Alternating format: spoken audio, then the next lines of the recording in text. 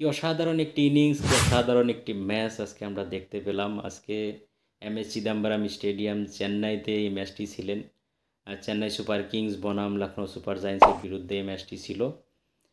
প্রথমে LSG toss জিতে bowling করার সিদ্ধান্ত নেন এবং সিএসকে তারপর ব্যাটিংয়ে এসে তারা 210 রানের একটি বিশাল স্কোর খাড়া করেন। সিএসকের তরফ থেকে ঋতুরাজ গায়কোয়াড় শতক করেন। তিনি 60 বলে 108 রানের একটি দারুণ একটি ইনিংস খেলেন। তার সাথে শিবম দুবে তিনিও কিন্তু অসাধারণ একটি ইনিংস, মাত্র 27 বলে 66 রানের একটি ইনিংস খেলেন। শিবম দুবে এটা কিন্তু খুবই দারুণ, কনসিস্টেন্টলি খুবই ভালো ব্যাটিং করে যাচ্ছেন, ভালো পারফরমেন্স দেখাচ্ছেন। হয়তো ভারতের উদীয়মান ক্রিকেটার, ভারতের আগন্তুক ন্যাশনাল টিমে তিনি কিন্তু স্থানটা করে নেবেন, এটা কিন্তু কোনো ধরনের ডাউট নয়। কারণ সামনে টি-20 ওয়ার্ল্ড কাপ আসছেন, শিবম দুবে নিশ্চিতভাবে তিনি কিন্তু তেনার স্থানটা নিয়ে নেবেন। আর সিলেক্টার্সরা তেনার প্রতি নজর রাখছেন, অনেক নিউজ আমরা শুনতে পাচ্ছি। তো সুতরাং শিবম দুবে কিন্তু আগন্তুক ওয়ার্ল্ড কাপ টি-20 ওয়ার্ল্ড কাপে তিনি কিন্তু অবশ্যই জায়গা পাবেন এবং আমরাও কামনা করি, আমি ব্যক্তিগতভাবে কামনা করি শিবম দুবে আগামী ওয়ার্ল্ড কাপ উনি খেলুক। তো সুতরাং তারপর কি হলো, দ্বিতীয় ইনিংস শুরু হলো। দ্বিতীয় ইনিংস শুরু হওয়ার পর আরম্ভণিতেই খুব একটা ভালো এলএসজি স্টার্ট করতে পারলেন না। মাত্র 0 রানেই কিন্তু কুইন্টন ডিকক আউট হয়ে গেলেন। তারপর কেএল রাহুল তিনিও বেশি সময় খেলতে পারলেন না, তিনি 16 রান করে আউট হয়ে গেলেন। তারপর পাডিক্কালও কিন্তু খুব বেশি দেরি টিকতে পারলো না, তিনি 12 রান করে আউট হয়ে গেলেন। কিন্তু অপর প্রান্ত থেকে মার্কাস স্টয়নিস, কি দারুণ একটি ইনিংস, কি অসাধারণ একটি ইনিংস, জুঝারু পারি যাকে বলা হয়। মানে কি কব, মানে 63 বলে 124 রানের একটি নাবাদ ইনিংস তিনি খেলে ফেললেন এবং অবশেষে তিনি একেবারে ম্যাচটাকে শেষ অবধি খেলে ম্যাচটাকে এলএসজিকে জিতিয়ে দিলেন। কিন্তু তার সাথে একটি একটি পার্টনারশিপ হন, একটি সুন্দর জুটি কিন্তু আমরা দেখতে পারলাম মাঝখানে।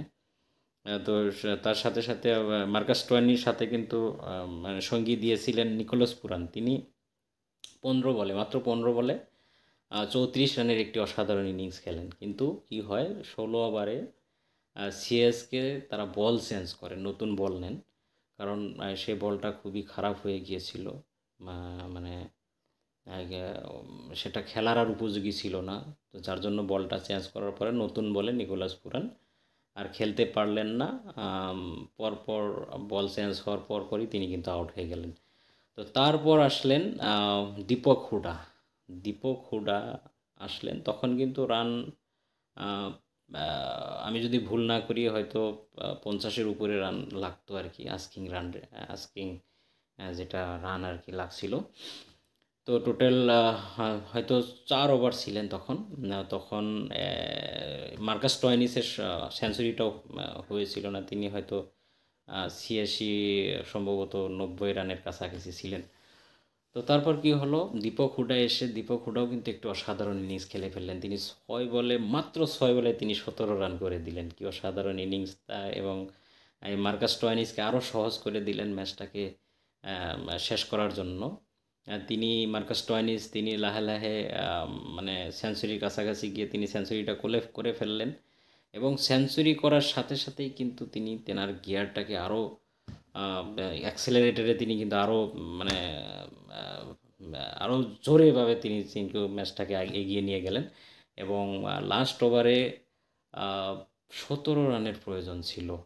কিন্তু মুস্তাফিজুর রহমান, যাকে চেন্নাই সুপার কিংস খুবই ভরসা করতেন, হয়তো তিনি ম্যাচটাকে পাল্টে দিতে পারতেন, কিন্তু তিনি আজকে সেটা করতে পারলেন না, করে দেখাতে পারলেন না। এবং তিনি কনসিস্টেন্টলি 3টা বলই খারাপ বল দিয়ে ফেললেন এবং ছক্কা 4-4 হয়ে ম্যাচটা কিন্তু মার্কাস স্টয়নিস একেবারে তালুবন্দি করে নিলেন, কবজা করে নিলেন ম্যাচটা। তার হাতে মুঠোয় নিয়ে নিলেন এবং 6 উইকেটে একটি অসাধারণ একটি ইনিংস, অসাধারণ একটি 6 উইকেটের জয় কিন্তু এলএসজি পেয়ে গেলেন। তো একটি অসাধারণ এই জন্যেই এই অসাধারণ ম্যাচ ছিল, অসাধারণ জয় এই কারণেই যে চেন্নাইতে চেন্নাইয়ের হোম গ্রাউন্ডে চেন্নাইকে হারানো অত সহজ ব্যাপার নয়। চেন্নাই নিজের হোম গ্রাউন্ডে হারায় না সহজে, তো খুবই রেয়ার। তো আজকে এলএসজি খুবই অসাধারণ ম্যাচ খেলেছেন, খুবই অসাধারণ ব্যাটিং করেছেন তারা। এত বড় রান চেস করা এমএ চিদাম্বরম স্টেডিয়ামে, কারণ এমএ চিদাম্বরমের উইকেটটা একটু স্লো, সেখানে এই উইকেটে 210 রান চেস করাটা সহজ ব্যাপার ছিল না, যেটা আজকে তারা করে দেখালো। তো খাস করে ধন্যবাদ দিতে হবে মার্কাস স্টয়নিস এবং নিকোলাস পুরানের দুজনকে, এবং তার সাথে সাথে দীপক হুডাও খারাপ করেননি, কারণ তিনি যদি 6 বলে 17 রান না করতেন তাহলে হয়তো সম্ভবত এই ম্যাচটা মার্কাস স্টয়নিস তিনি কিন্তু একলা এই কাজটা করে দেখাতে পারতো না।